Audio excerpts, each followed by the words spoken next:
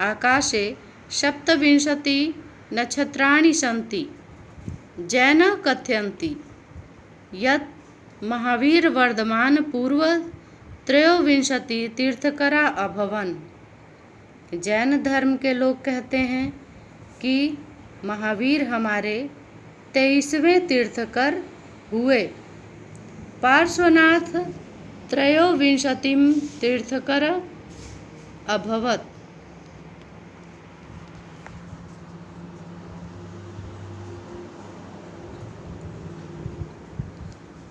और पार्श्वनाथ भी 23वें तीर्थकर हैं। तेन पारसनाथ पर्वत प्रसिद्ध, और वही पार्श्वनाथ के नाम पे हमारा पारसनाथ का पहाड़ी जो धनबाद जाने में पड़ती है, पारसनाथ की पहाड़ियाँ वो प्रसिद्ध हुई हैं।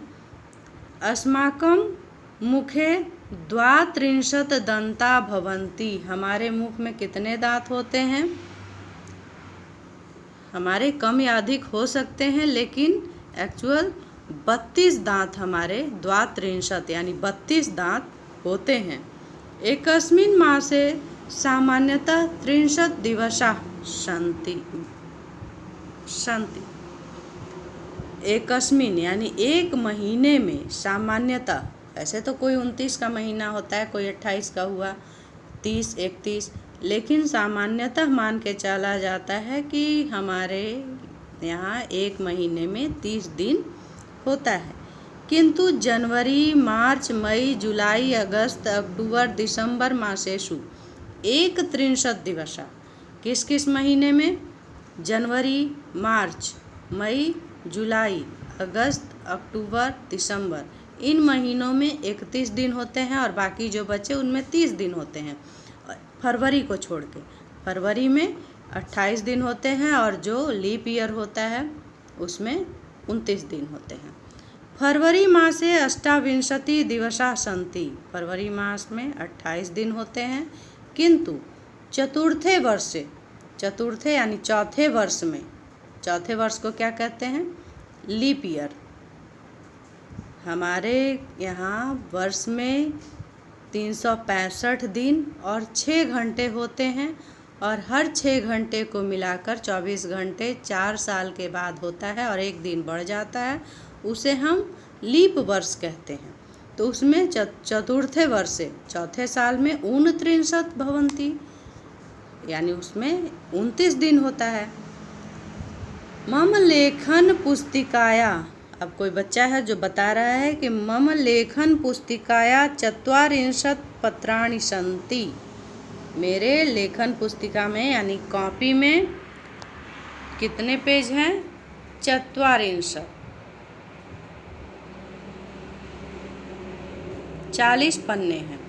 अस्मिन् पुस्तके 8 यानी 8 और 40 48 पृष्ठा सन्ति। हमारे पुस्तक में 48 पृष्ठ हैं।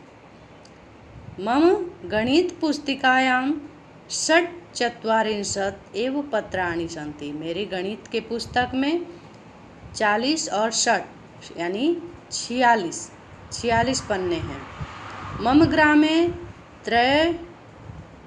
33 गृहाणि सन्ति। मेरे गांव में 33 घर हैं। तव ग्रामे 42 कृपा सन्ति। कूपा सन्ति। तुम्हारे गांव में 42 द्वा यानी 2 और 44 यानी 40 यानी कि 42 कूप हैं। कूप यानी कुआं। 42 कुएं हैं तुम्हारे गांव में। ये इस पाठ में कुछ बातें कही गई हैं जिसका उद्देश्य है संख्या से आप लोगों को परिचित कराना कि संस्कृत में 41, 42 ये सब जो संख्याएं हैं उनको क्या कहा जाता है, ये आपको याद करना पड़ेगा। 21 से लेकर के 40 तक की संख्याएं शब्दार्थ के रूप में, 21 से लेकर 50 तक की संख्याओं को शब्दार्थ के रूप में आपके इस पुस्तक में लिखा हुआ है, जिसे आप लोगों को याद करना है। धन्यवाद।